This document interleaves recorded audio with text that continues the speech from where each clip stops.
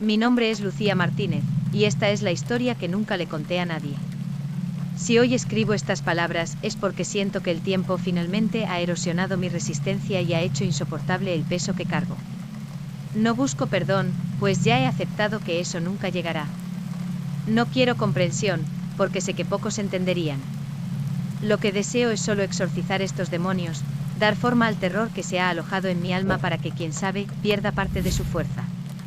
Pero advierto, que voy a contar no es para los débiles de corazón.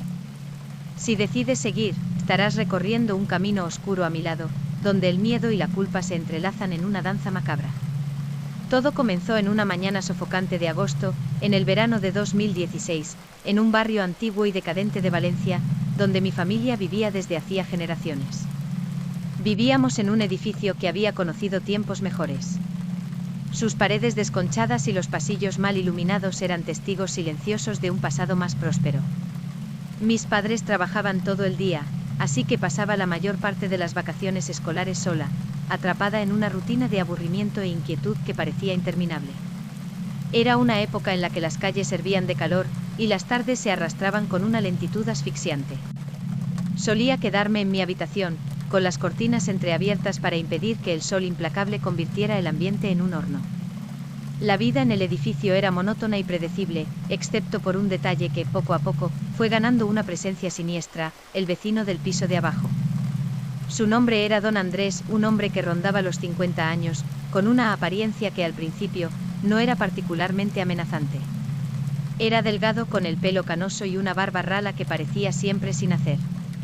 Solía vestir ropa holgada, de colores apagados, y nunca mostraba gran interés en interactuar con los demás vecinos. No es que yo prestara especial atención a él, era una adolescente envuelta en mis propias preocupaciones fútiles. Pero Don Andrés tenía algo que lo destacaba: sus ojos. Eran de un azul profundo, casi eléctrico, y transmitían una intensidad que siempre me incomodaba, incluso antes de entender el motivo. Las primeras interacciones con él fueron insignificantes. Me crucé con Don Andrés algunas veces en la escalera del edificio o en el colmado de la esquina, donde compraba paquetes de cigarrillos y botellas de vino barato. Siempre me saludaba con un leve gesto de cabeza o un buenos días, niña, seguido de una sonrisa que, incluso en su simplicidad, cargaba algo que no lograba descifrar. Mirando hacia atrás, me doy cuenta de que mi intuición, esa sensación incómoda de que algo no estaba bien, ya estaba allí, plantando las semillas del terror que estaba por germinar. Fue a principios de septiembre cuando las cosas empezaron a cambiar. Estaba sentada en el balcón del apartamento, leyendo un libro cuyo nombre ya ni recuerdo, cuando escuché un sonido extraño proveniente del apartamento de abajo. Era un murmullo, como si alguien estuviera hablando solo, pero no conseguía entender las palabras. Me incliné para intentar escuchar mejor, pero el sonido cesó abruptamente. No le di mucha importancia, pero desde ese día, comencé a notar a Don Andrés con más frecuencia. Parecía estar siempre en algún lugar donde yo pudiera verlo, ya fuera mirando por la ventana de su apartamento o sentado en la escalera del edificio, fumando en silencio. Entonces, un día, ocurrió algo que jamás olvidaré. Era una tarde especialmente calurosa, y había decidido bajar hasta la tienda de conveniencia para comprar un refresco. Al abrir la puerta de mi apartamento, me encontré de cara con Don Andrés. Estaba allí parado en el pasillo, vistiendo solo unos calzoncillos desgastados. Su piel pálida brillaba de sudor, y sus ojos, esos ojos, parecían aún más intensos. Me quedé inmóvil, congelada, mientras él me miraba de arriba a abajo, una sonrisa lenta formándose en sus labios secos. «Hola, Lucía», dijo con voz ronca. «¿Quieres algo especial hoy?» Sostenía una pequeña bolsa de plástico transparente, que balanceaba ligeramente en su mano temblorosa. Dentro había un polvo blanco que no dejaba dudas sobre lo que era. Mi corazón se aceleró y mi mente se negaba a procesar lo que estaba pasando. Por un segundo consideré la posibilidad de que aquello fuera algún tipo de broma grotesca, pero los ojos de Don Andrés me decían lo contrario. «Es bueno, te hará sentir increíble», continuó acercándose un paso más. Mi instinto de autoconservación finalmente entró en acción. Retrocedí, sintiendo mi espalda chocar contra la pared fría del pasillo. «No, gracias», murmuré, apenas capaz de formar las palabras. Me giré y corrí de vuelta a casa, cerrando la puerta con manos temblorosas. Mi corazón seguía latiendo con fuerza mientras me alejaba de la puerta, tratando de entender lo que acababa de suceder. El miedo se mezclaba con el asco y me sentía sucia, contaminada por el simple hecho de haber estado tan cerca de él. Desde ese día, evité salir de casa. Empecé a cerrar con llave siempre que mis padres no estaban, y evitaba incluso mirar por la ventana, por miedo a encontrarme con esos ojos observándome. El edificio, antes un lugar que conocía tan bien, se convirtió en una prisión claustrofóbica, y las paredes parecían cerrarse a mi alrededor. No le conté a nadie sobre el encuentro. Parte de mí estaba convencida de que nadie me creería. Otra parte tenía miedo de que, si lo contaba, daría más poder a aquella experiencia horrible, haciéndola más real de lo que quería admitir. Entonces, unos días después, ocurrió lo que menos esperaba: don Andrés murió. Recuerdo claramente el sonido de los gritos en la mañana en que todo ocurrió. Estaba aún en la cama, tratando de aprovechar los últimos momentos de sueño, cuando fui despertada por un ruido terrible, un estruendo seco, seguido por un silencio que cortaba el alma. Salté de la cama y corrí hasta la ventana, solo para ver a la multitud que comenzaba a formarse en la acera frente al edificio. Bajé corriendo las escaleras, con el corazón latiendo frenéticamente en el pecho. Cuando llegué a la planta baja, la visión que me esperaba era peor de lo que podría haber imaginado. El cuerpo de don Andrés yacía en el suelo, con los miembros en ángulos grotescos que no deberían ser posibles. Su rostro, o lo que quedaba de él, estaba vuelto hacia el cielo, y un charco de sangre oscura se extendía alrededor de su cabeza, tiñendo el cemento. Aparentemente había saltado desde la ventana de su apartamento, en el cuarto piso, sin dar la menor indicación de que tenía intención de hacerlo. Por un momento quedé paralizada, incapaz de procesar lo que estaba viendo. La gente alrededor murmuraba, y pronto llegaron los primeros policías para acordonar la zona.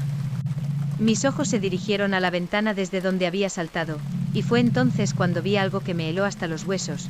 La esposa de don Andrés, Clara, estaba allí, de pie en la ventana, mirándome directamente. Su rostro estaba contorsionado en una expresión de odio puro, con los ojos rojos de llorar. Cuando nuestras miradas se cruzaron, levantó el dedo índice y señaló hacia mí sin decir una palabra. El mensaje era claro. Yo soy la culpable. Ella me culpaba por lo que había pasado. Huí de allí, mis pasos resonando en el pasillo vacío mientras subía las escaleras de vuelta a mi apartamento. Me encerré en el baño con los ojos cerrados con fuerza, tratando de borrar la imagen de mi mente, pero no sirvió de nada. Ese dedo acusador, el cuerpo mutilado en el suelo, todo estaba grabado en mis retinas como una marca indeleble. La culpa comenzó a consumirme desde dentro. Sabía, lógicamente, que no había hecho nada malo, pero una parte de mí creía que, de alguna manera, yo había causado la muerte de don Andrés. Si no hubiera rechazado su oferta aquel día, si hubiera sido más amable, o más ruda, o simplemente hubiera hecho algo diferente, tal vez él seguiría vivo. ¿Y si lo hubiera denunciado a la policía? ¿Y si le hubiera contado a alguien lo que había hecho? Esas preguntas martillaban en mi mente noche tras noche, privándome del sueño y de la paz. Mis notas en la escuela empezaron a caer en picado. No conseguía concentrarme en nada, y cada vez que cerraba los ojos, veía el rostro de don Andrés atormentándome. Las pocas amigas que tenía se alejaron, incapaces de entender la sombra que se había cernido sobre mí. Mis padres, preocupados, intentaron llevarme a psicólogos, pero me negaba a hablar sobre lo que realmente me estaba molestando. Ellos nunca supieron del encuentro con don Andrés, ni de lo que pasó después. Yo cargaba ese peso sola, una cruz que se volvía más pesada con cada día que pasaba. Y entonces comenzaron los sueños. Al principio, solo eran destellos. Veía a don Andrés parado frente a mi puerta, con la misma expresión siniestra y esos ojos brillando en la penumbra del pasillo. No decía nada, solo se quedaba ahí, mirándome con esa sonrisa perturbadora. Me despertaba con el corazón a mil, las sábanas empapadas de sudor, incapaz de volver a dormir. Pero con el tiempo los sueños se hicieron más vívidos, más reales. Y entonces, una noche, el terror cruzó la frontera del sueño y se manifestó en mi vida despierta. Recuerdo claramente aquella noche. Me había acostado temprano, tratando de escapar de la vigilia constante de culpa y miedo. Mis padres ya estaban dormidos, y el silencio del apartamento solo era interrumpido por el zumbido distante del tráfico nocturno de Valencia. Me dormí rápidamente, pero mi descanso fue interrumpido casi de inmediato por una sensación creciente de incomodidad. En el sueño estaba de nuevo en el pasillo del edificio, y todo a mi alrededor era como en la realidad, salvo por un detalle perturbador: la luz era débil, parpadeaba como si estuviera a punto de apagarse. Sabía que don Andrés estaba allí, pero no podía verlo. El pasillo parecía alargarse infinitamente ante mí, y cada paso que daba resonaba con un sonido hueco y amenazante. El aire estaba pesado, cargado con un olor metálico que me recordaba a sangre. Continué caminando, mi corazón martilleando en el pecho, hasta que finalmente lo vi. Estaba parado al final del pasillo, su cuerpo medio envuelto en sombras, pero sus ojos, esos ojos azules incandescentes, brillaban con luz propia. Comenzó a caminar hacia mí, y con cada paso que daba, el pasillo parecía estrecharse a mi alrededor, como si el edificio entero estuviera vivo y conspirara para devorarme.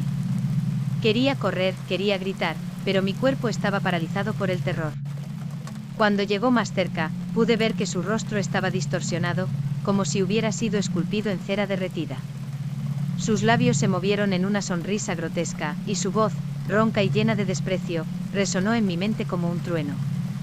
«Es tu culpa, Lucía», susurró extendiendo la mano. «Podrías haberme salvado». Desperté gritando, mi cuerpo rígido y frío como una piedra. Pero la pesadilla no terminó ahí. Mientras me sentaba en la cama, intentando calmar mi respiración entrecortada, sentí algo extraño. Al principio pensé que era solo un residuo del sueño, pero pronto me di cuenta de que había algo más. El aire en mi habitación estaba denso, cargado con ese mismo olor metálico. Y entonces lo escuché. Un sonido bajo, un susurro que no venía de dentro de mi cabeza, sino de la habitación contigua. «Lucía».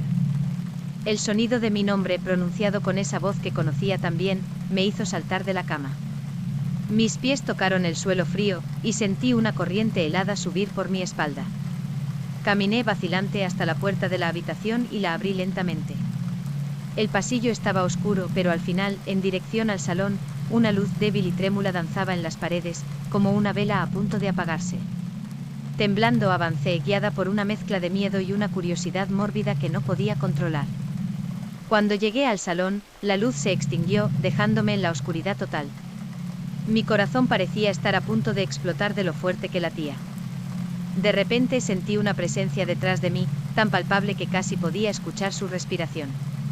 Me giré rápidamente con los ojos desorbitados tratando de penetrar la oscuridad, pero no vi nada. Sin embargo, antes de que pudiera hacer otra cosa, sentí un toque frío en mi hombro, como si unos dedos helados se hubieran cerrado alrededor de él. Grité un sonido agudo y primitivo, y corrí de vuelta a mi habitación, cerrando la puerta detrás de mí. Me quedé allí, acurrucada en la esquina, con el corazón desbocado y los ojos fijos en la puerta, esperando que se abriera en cualquier momento. Pero no pasó nada. La noche transcurrió lentamente, con cada minuto estirándose en una eternidad, hasta que finalmente el sol comenzó a salir, bañando la habitación con una luz pálida y grisácea. Solo entonces tuve el valor de levantarme y abrir la puerta. El pasillo estaba vacío, como si nada hubiera pasado, pero yo sabía que había sido real. Lo podía sentir. En los días que siguieron, la situación solo empeoró. Empecé a ver a don Andrés en todas partes. Cuando caminaba por las calles de Valencia, veía su silueta en los escaparates de las tiendas, reflejada en espejos en ventanas. Si miraba por la ventana de mi habitación, a veces veía su forma oscura acechando en la esquina, siempre mirándome con esa mirada acusadora. Mi mente estaba al borde del colapso, y apenas podía distinguir entre la realidad y el delirio. Y entonces Clara, la esposa de don Andrés, empezó a aparecer. Evitaba cruzarme con ella en el edificio, pero era imposible escapar. Me encontraba siempre que salía de casa, y sus ojos llevaban el mismo odio puro que cuando nos vimos en la ventana, el día en que él murió. No hablaba conmigo, pero su mirada lo decía todo. Yo era la culpable, y ella nunca me perdonaría. La presión se volvió insoportable. No conseguía dormir, no conseguía comer, y cada minuto despierta era un tormento. Fue entonces cuando decidí enfrentar a Clara, intentar entender qué sabía, qué quería de mí. Quizás, de alguna manera, podría aliviar mi culpa. Fui hasta su apartamento una tarde, cuando sabía que estaría sola.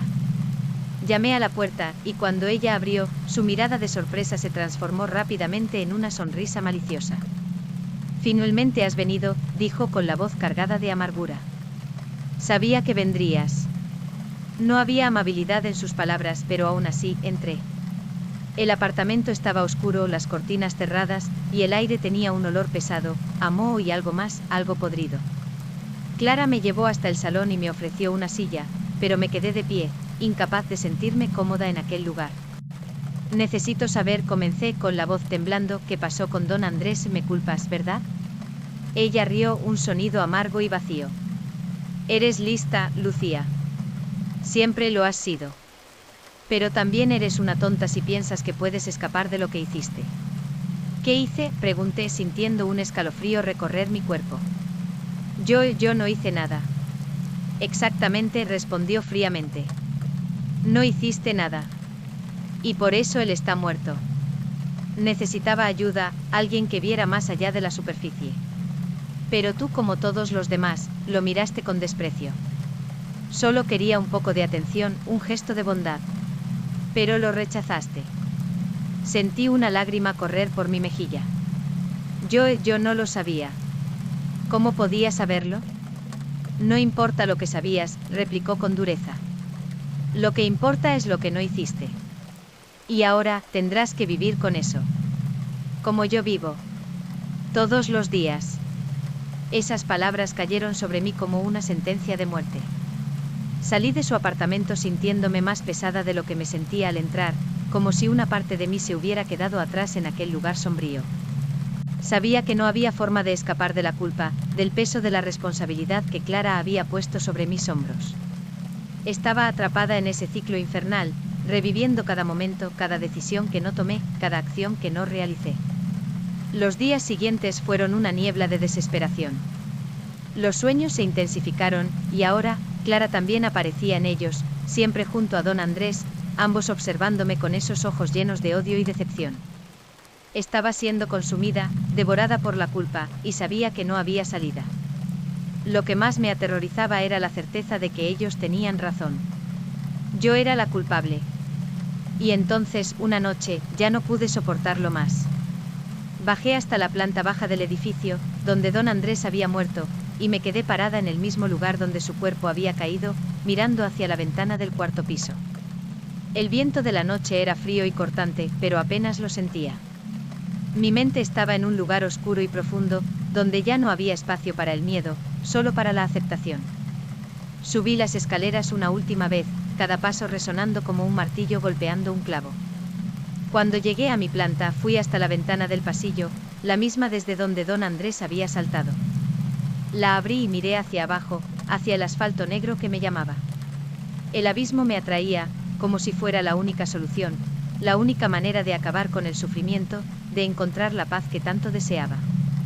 Sentí las lágrimas correr por mi rostro mientras subía al alféizar de la ventana, mi cuerpo balanceándose ligeramente con el viento. Ya no había nadie para detenerme, nadie para salvarme, y tal vez era mejor así. En el fondo sabía que al unirme a él de alguna manera, estaría expiando mi culpa. Cerré los ojos y dejé que mi cuerpo se relajara, lista para entregarme al vacío. Pero en el último segundo algo dentro de mí se reveló, una chispa de supervivencia que inexplicablemente aún existía.